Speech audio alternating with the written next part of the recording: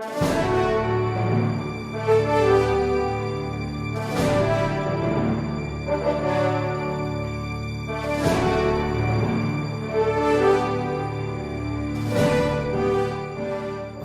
Your Honor.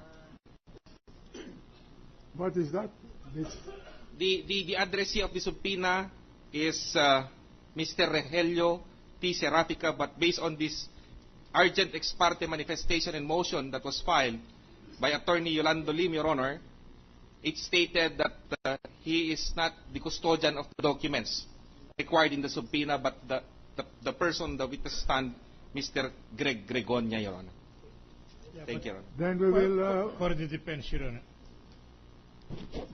Thank you, Your Honor. But The do we defense have to swallow hook, line, and sinker the statement appearing there? He should be here because he was the one subpoenaed, Your Honor, out of respect to the authority and majesty of this court, Your Honor. That's what we are complaining about. Witnesses had been subpoenaed, subpoena had been issued, and then later on not to be produced, Your Honor. Who was the? Who was the person requested by in the first place, just a minute, counsel. Who was the person requested by the prosecution to be subpoenaed?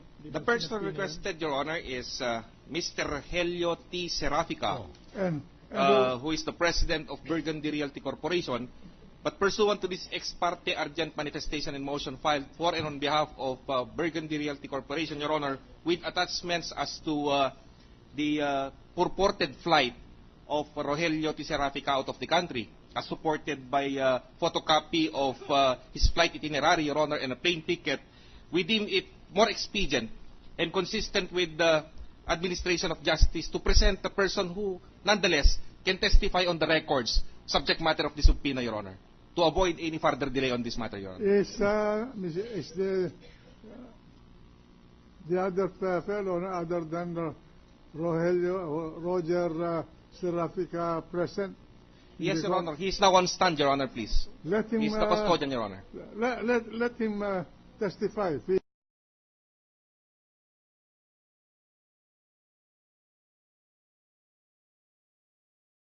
Proceed. Mr. Witness, for the record. Mr. Gregorio, please stand up and raise your right hand. Do you swear to tell the truth, the whole truth, and nothing but the truth in this impeachment proceeding? So help you God. This is without prejudice to calling Mr. Serafica when proper at the proper time. Order. May I proceed, Your Honor? Proceed. Thank you, Your Honor. For the record, Mr. Witness, will you please state your name, age, occupation, and other personal circumstances? I'm Greg Gregonia, married, legal age, Vice President of Burgundy Realty Corporation. Your Honors, please, we are offering the testimony of Mr. Greg Gregonia for the following purposes, Your Honor.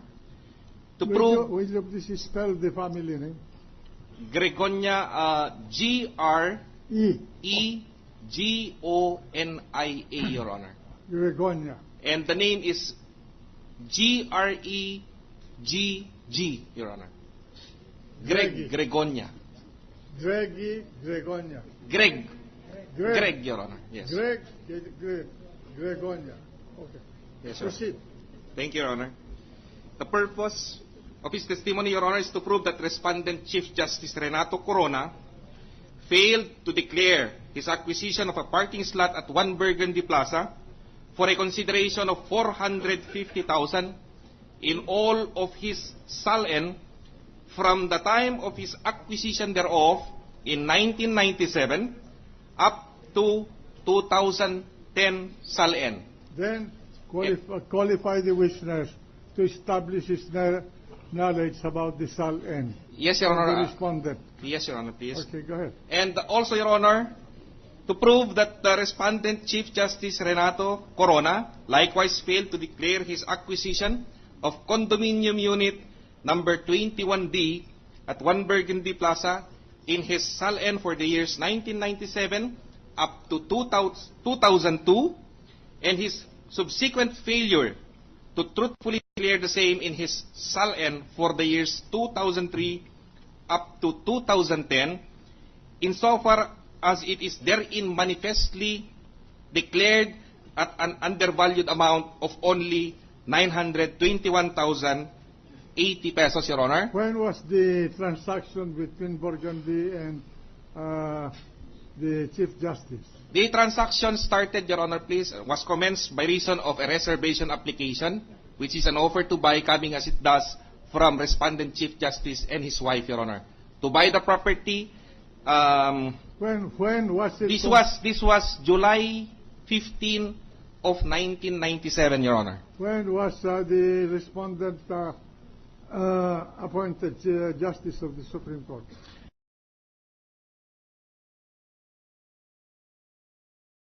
What is the relevance of this to the impeachment of a Justice of the Supreme Court? With due respect, Your Honor, please, we believe that No, this... I'm just asking. Please state briefly.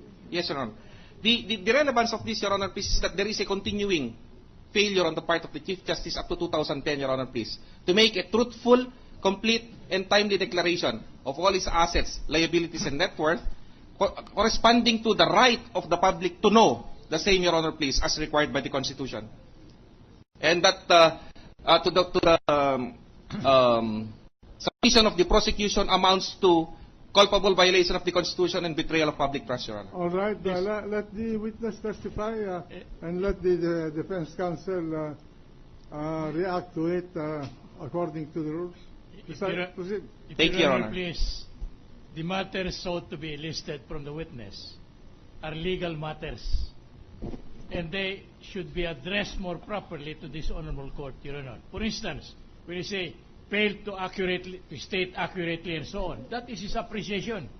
And this court should not be bothered with the... Counsel, we are going to take that into account, and we will hear the witness to expedite it.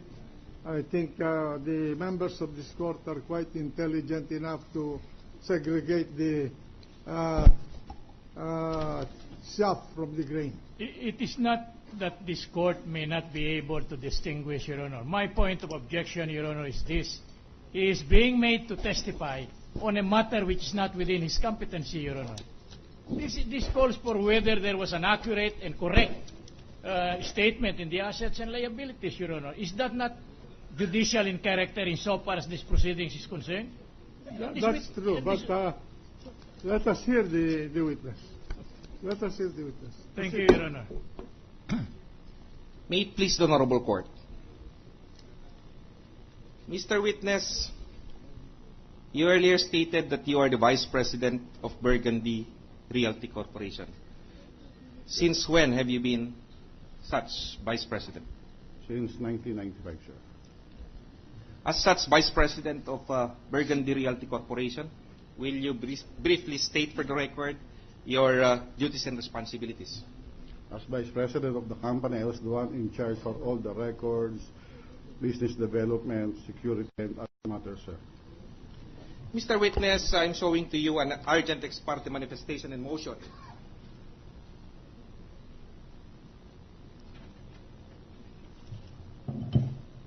That was earlier filed by Attorney Yolando Lim for and on behalf of Burgundy Realty Corporation.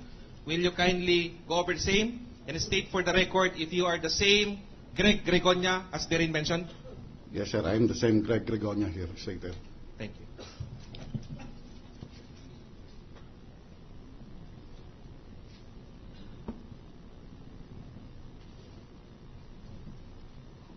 Mr. Witness, why did you appear before this honorable impeachment court? This is within the... he was not subpoenaed, so... Okay, Yes, that's Your Honor. proper question. Go ahead. Thank you, Your Honor.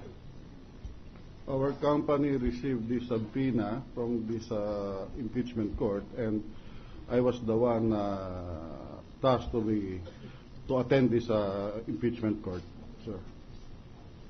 And for the record, Mr. Witness, will you kindly explain why were you tasked by your company, Burgundy Realty Corporation, to appear in connection with the subpoena ad testificandum et duces tecum issued by this honorable impeachment court? As Vice President of the company, it is under my jurisdiction and control all documents that are stated in the subpoena to bring in this before this court, sir. Thank you, Mr. Witness. Now, may I direct your attention to subpoena ducis tecum et ad testificandum?